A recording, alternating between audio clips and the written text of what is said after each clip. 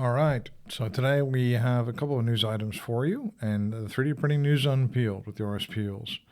The first one is the API forges ahead. So the American Petroleum Institute previously already had a API standard for additive manufactured components with polymer, and now they've also released a additive manufactured components with metallic object standard.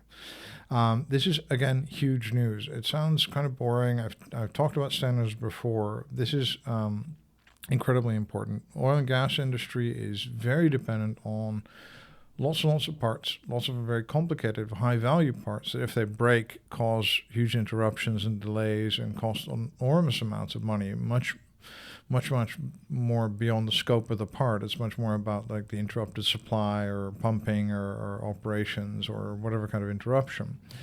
Often these parts are also in the middle of nowhere, difficult to reach, and sometimes they're also like out of manufacture parts or parts that haven't been made for maybe decades, or parts that are specifically very, very low volume or relatively low volume when compared to other industries. So it's a fantastic industry for 3D printing to play in.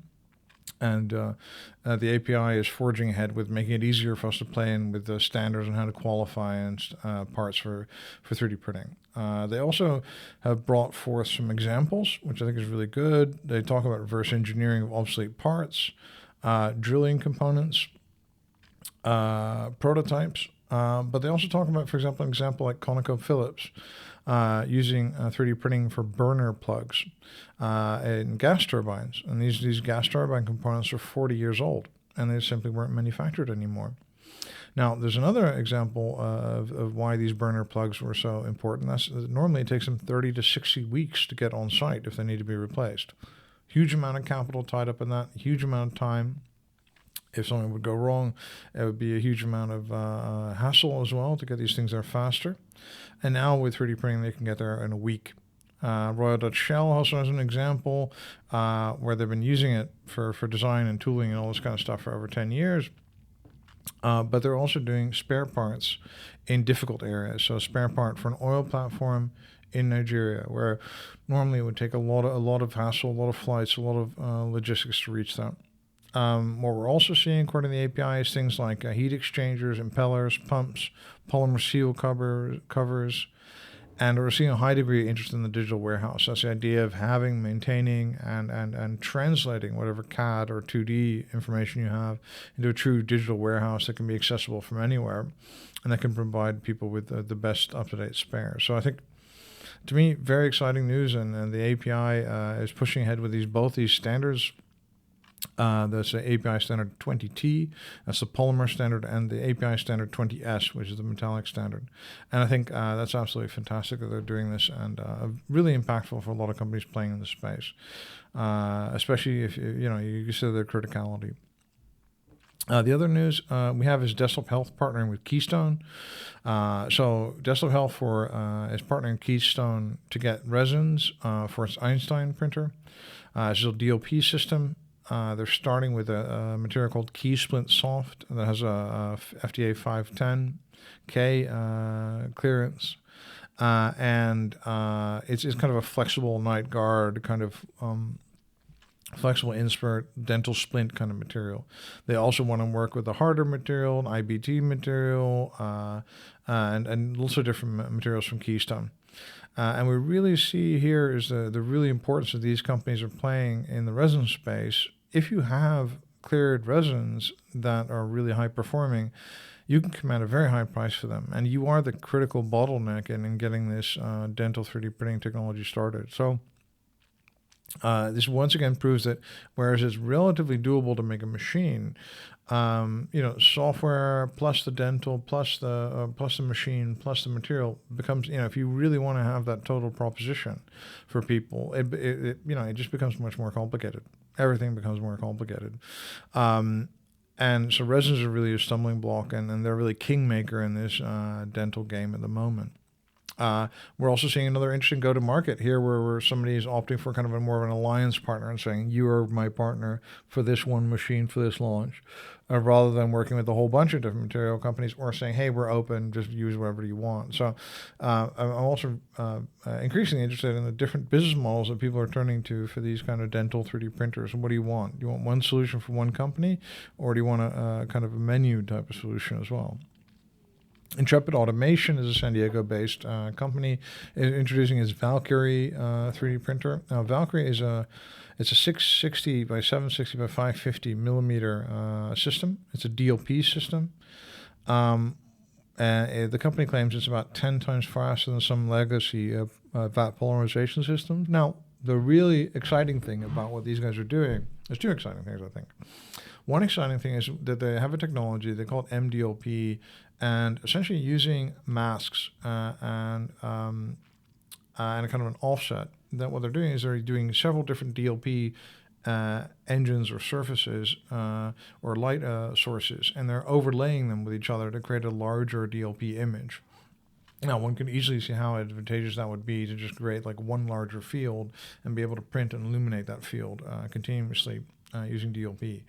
The company has patents in that area and is developing printers to industrialize that area. Now, to me, that it's exciting for somebody to come up with we very rarely see like really new technologies, and it's exciting for me to see somebody coming up with a refinement of a really existing tried and true technology.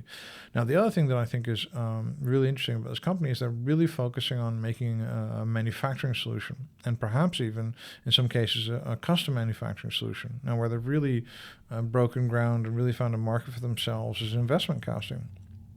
So they're working with investment casting companies and this MDLP technology to create a complete solution for these guys to improve their particular workflow in investment casting.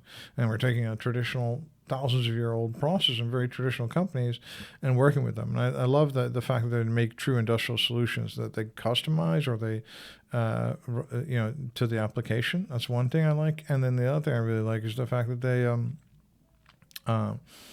they really look at deploying this new solution, with an end customer in mind. And the next thing is something I found on CNET, and it seems really minor, but it's a thing. There's somebody called Jenny Wu, who's a jewelry designer. It has a collection called Lace, and so Lace by Jenny Wu is how you can find it. And what she did is something very simple that I've kind of seen people do. But never in exactly this kind of way.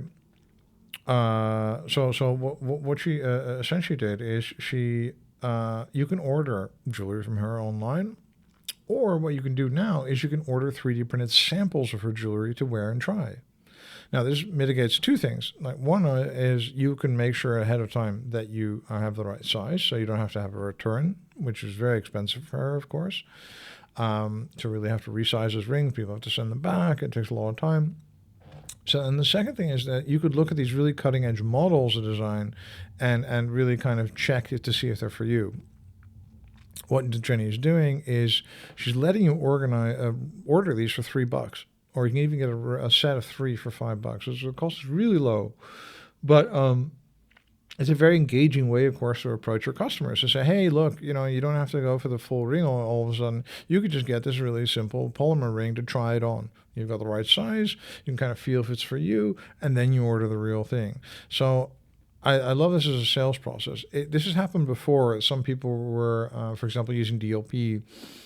And what they would do is they would give the customers essentially the DLP cast or another DLP print home to try it on, if they're working with the people to design a custom jewelry.